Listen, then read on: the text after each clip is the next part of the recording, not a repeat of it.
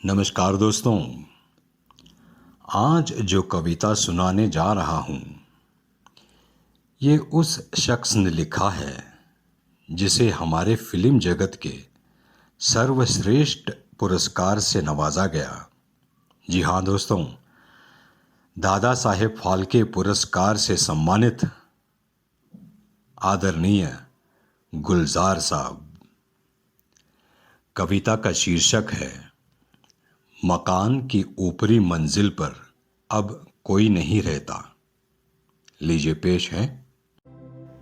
मकान की ऊपरी मंजिल पर अब कोई नहीं रहता। वो कमरे बंद हैं कब से। जो 24 सीढ़ियां जो उन तक पहुंचती थी अब ऊपर नहीं जाती।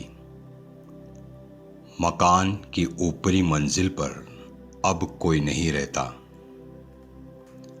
वहां कमरों में इतना याद है मुझको, खिलौने एक पुरानी टोकरी में भर के रखे थे।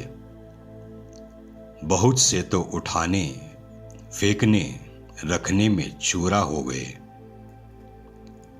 वहां एक बालकनी भी थी जहां पर एक बेत का झूला लटका था। मेरा एक दोस्त था तोता, वो रोज आता था। उसको एक हरी मिर्ची खिलाता था। उसी के सामने एक छत थी जहां पर एक मोर बैठा आसमां पर रात भर मीठे सितारे चुगता रहता था। मेरे बच्चों ने वो देखा नहीं। वो नीचे की मंजिल पे रहते हैं जहां पर पियानो रखा है। पुराने पारसी स्टाइल का फ्रेजर से खरीदा था, मगर कुछ बेसुरी आवाजें करता है कि उसकी रीढ़ सारी हिल गई है। सुरों के ऊपर दूसरे सुर चढ़ गए हैं। उसी मंजिल पे एक पुश्तैनी बैठक थी जहां पुरखों की तस्वीरें लटकती थी। मैं सीधा करता रहता था, हवा फिर टेढ़ा कर जाती। बहू को मूंछों वाले सारे पुरखे क्लीशे लगते थे। मेरे बच्चों ने आखिर उनको कीलों से उतारा। पुराने न्यूज़पेपर में उन्हें महफूज करके रख दिया था।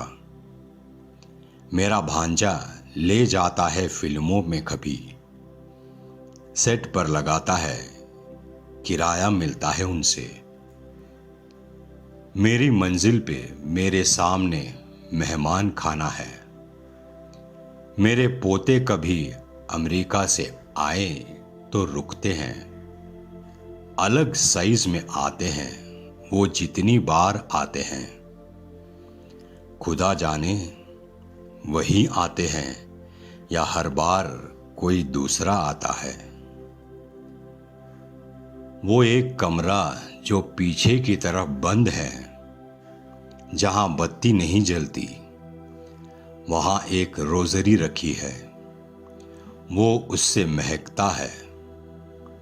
वहां वो दाई रहती थी कि जिसने तीनों बच्चों को बड़ा करने में अपनी उम्र दे दी थी।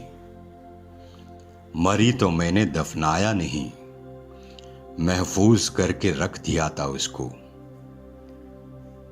और उसके बाद एक दो सीढ़ियां हैं, नीचे तहखाने में जाती है जहां खामोशी रोशन है।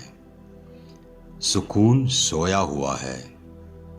बस इतनी सी पहलू में जगह रखकर कि जब मैं सीढ़ियों से नीचे आऊं तो उसी के पहलू में बाजू पे सर रखकर सो जाऊं। मकान की ऊपरी मंजिल पर अब कोई नहीं रहता। धन्यवाद।